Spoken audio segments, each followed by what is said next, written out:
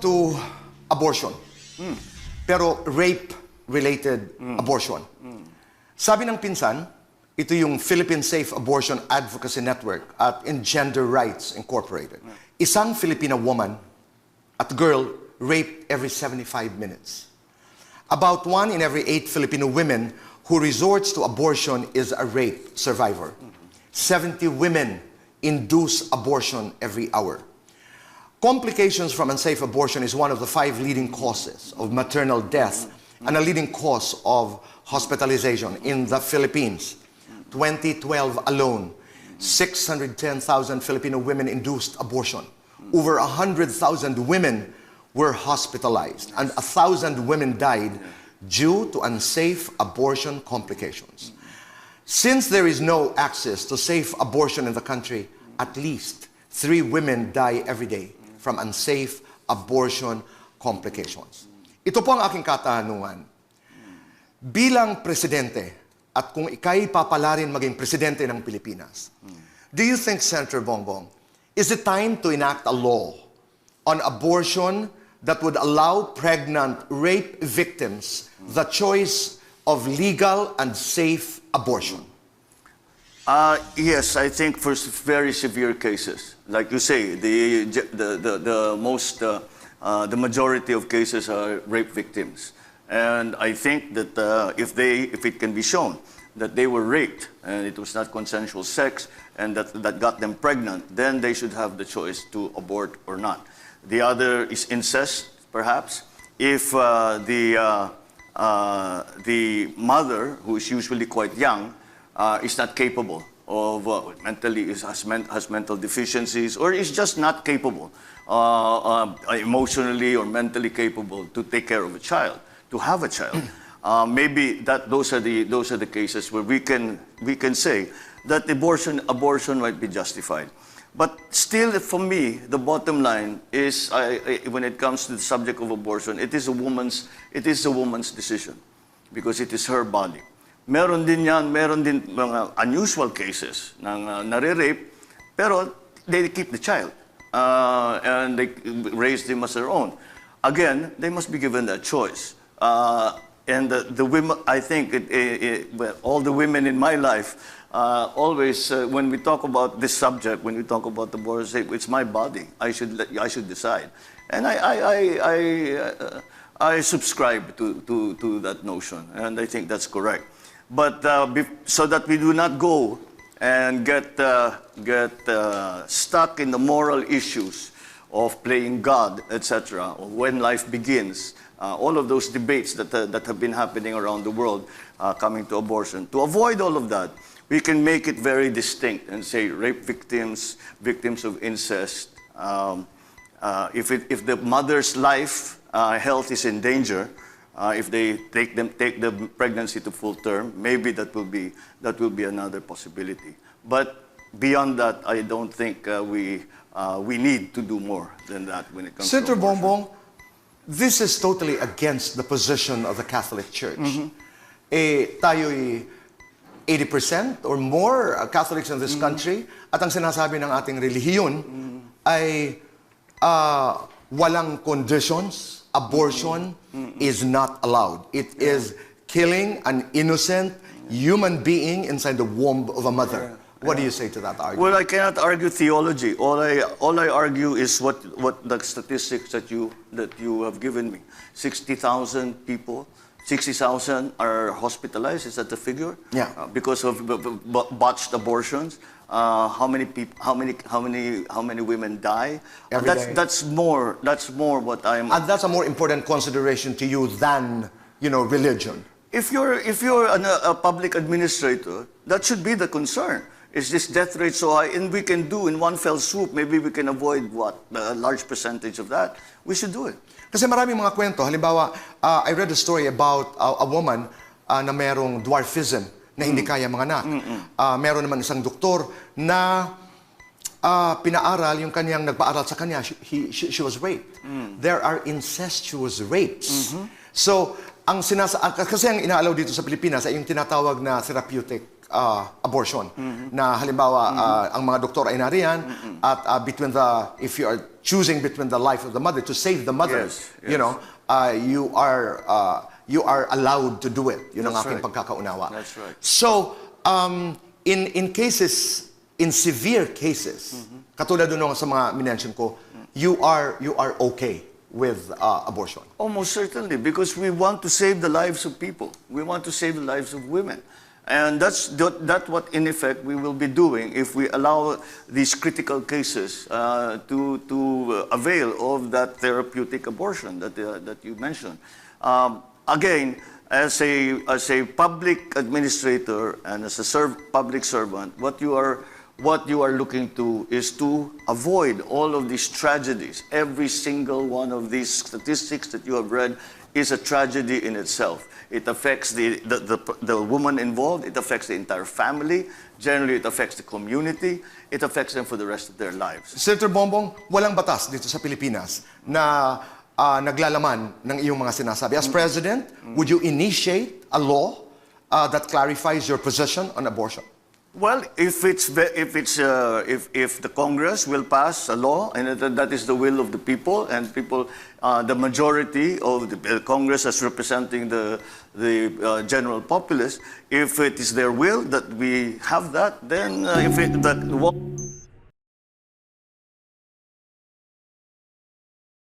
Let's talk about abortion. Specifically, rape-related abortion. Sabi ng pinsan, Philippine Safe Abortion Advocacy Network at Engender Rights Incorporated, isang Filipino woman and girl is raped every 75 minutes. About 1 in every 8 Filipino women who resorts to abortion is a rape survivor.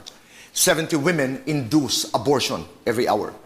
Complications from unsafe abortion is one of the 5 leading causes of maternal death and the leading cause of hospitalization in the Philippines.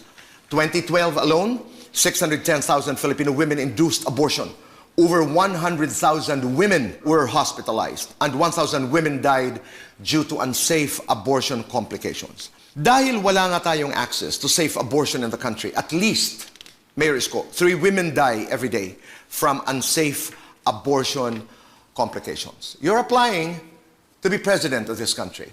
Sa iyong palagay, panahon na to enact a law on abortion that would allow pregnant rape victims the choice of legal and safe abortion? No, life is life to me. Same thing that I apply to criminals. Due process of law will be observed. Equal opportunity, equal chance, and the same thing when I value those lives are suspected criminals, yung karapatang pantao nila na maipaliwanag ang sarili, the same manner applied to any life. I don't like taking life. So, ayoko ng abortion. But I am pro-choice in terms of other things like kung ano yung mga accessible na pwedeng ibigay ng Estado para sa family planning. But when there is life already, nobody should take it away. Kasi ipinagkaloob ng Diyos yun. Oh, that's my personal opinion. Pinagkaloob ng Diyos, pero the situation is, ginahasa ang batang ito, ang babaeng ito, nagbubuntis ng isang bata na unwanted. Does that still fall into your reasoning na yan ay bawal? Dahil yung bata na yun na sinapupunan ng nanay, walang kakayanan, ipagtanggol lang sarili niya. Buhay na yun eh. Life na yun eh. Pero mayroon kong choice ng nanay. No, hindi lang yun para sa kanya. Buhay din yun nasa tiyan niya.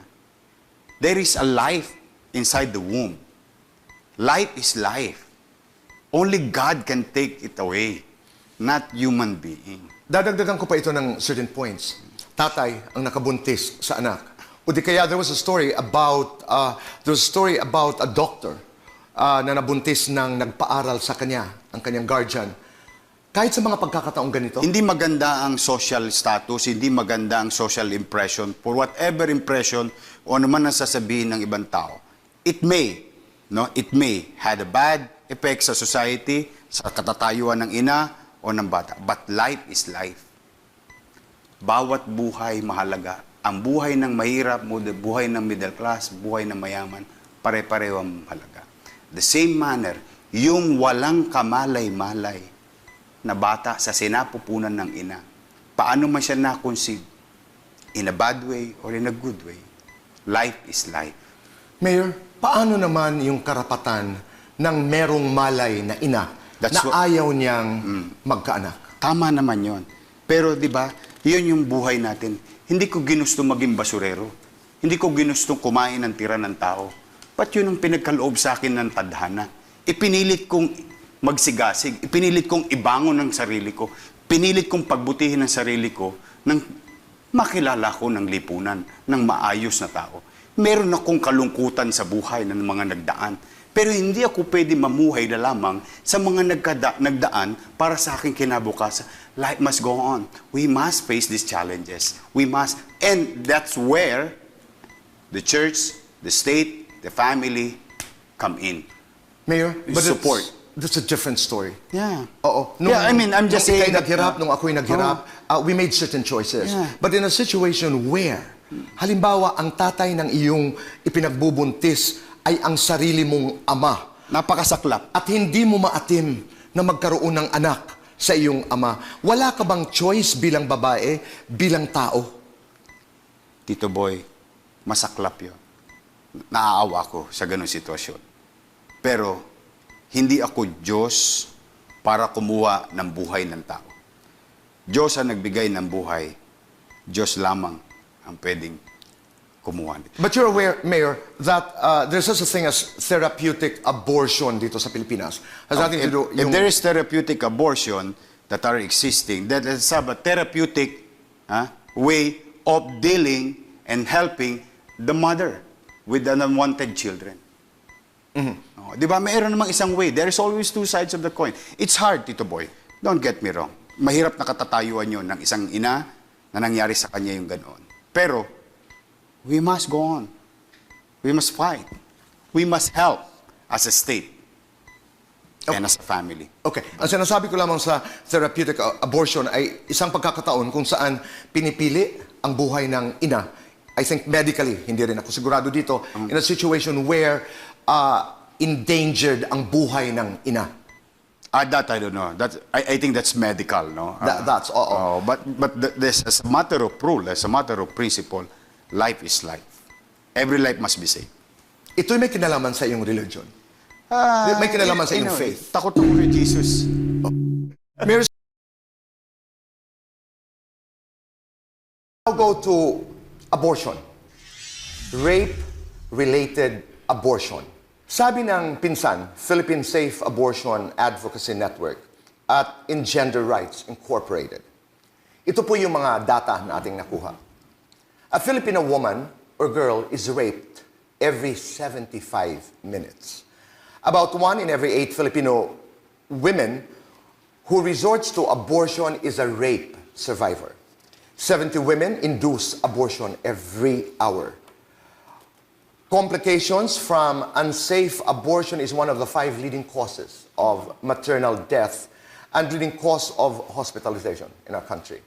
In 2012 alone, 610,000 Filipino women induced abortion. Over 100,000 women were hospitalized and 1,000 women died due to unsafe abortion complications. Since there is no access to safe abortion in the country, at least po, 3 women die every day from unsafe abortion complications.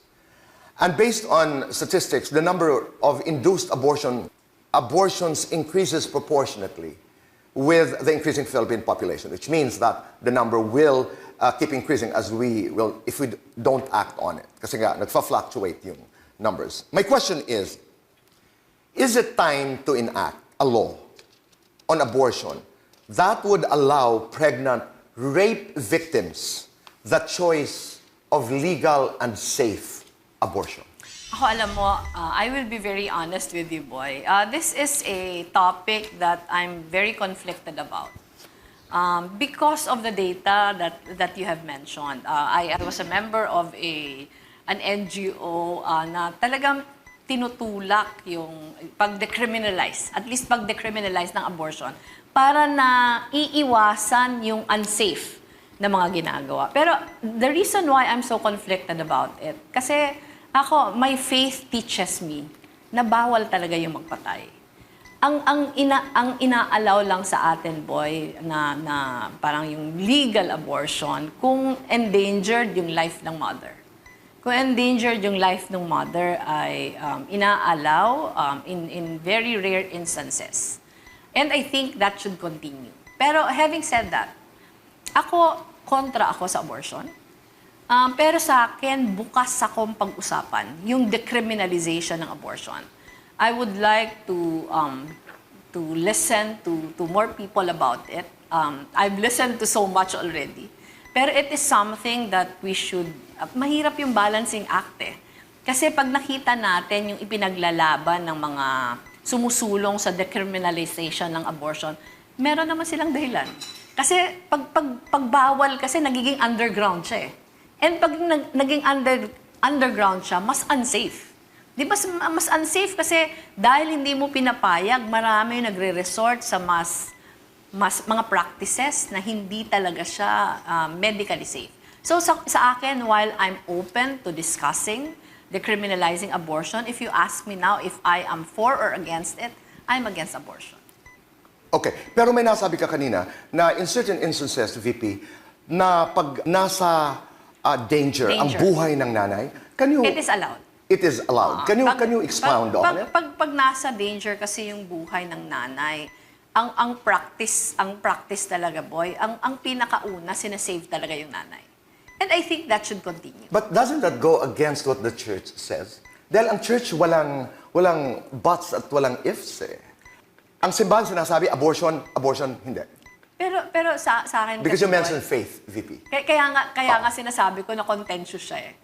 Contentious siya kasi if you're involved in the day-to-day, like I was, when I was still a practicing alternative lawyer, you come across so many victims of rape, you come across so many unsafe pregnancies. Okay. Lalo na, boy, kasi kadalasan yung biktima ng rape, mga minors. Mm-hmm.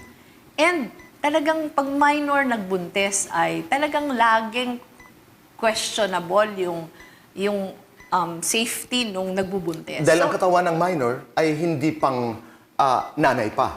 Ano talaga? In fact, we're doing a program with UNDP on teenage pregnancies. And ako I would have to admit I'm conflicted. My faith tells me that abortion is not to be allowed. Have you had discussions with priests? Yes, with yes. your counselors? A lot of discussions already. Okay, all right. So you've expressed your views that in as much as you are against abortion, you're conflicted and I'm conflicted. your work in progress. Totoo. Kaya nga sinasabi ko, boy, I'm open to more discussions about it. Kasi ako, ang paniniwala ko, masama siya.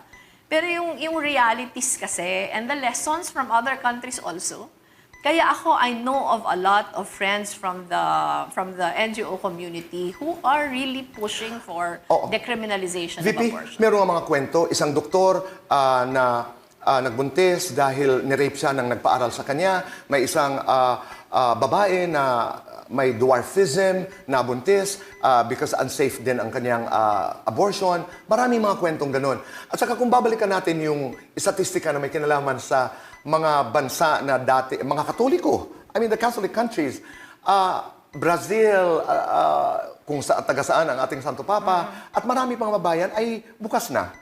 On certain conditions. Meron nga mga bayan na upon request of the woman, ay pwede ang abortion. Doon naman ako, boy. Hindi ka pwede doon? Hindi ako pwede doon. Because that's arbitrary. Ako, klaro yun sa akin. Klaro yun sa akin. Kasi para sa akin, yung pagbubuntis is a responsibility. Pero hindi ba pagpapahalaga yan doon sa babae? Doon sa, that's women's rights, you know? Totoo. And talaga yung women's rights advocates, boy, talagang merong mga discussion about this. Pero sa akin kasi, boy, napaka-klaro sa akin nun eh.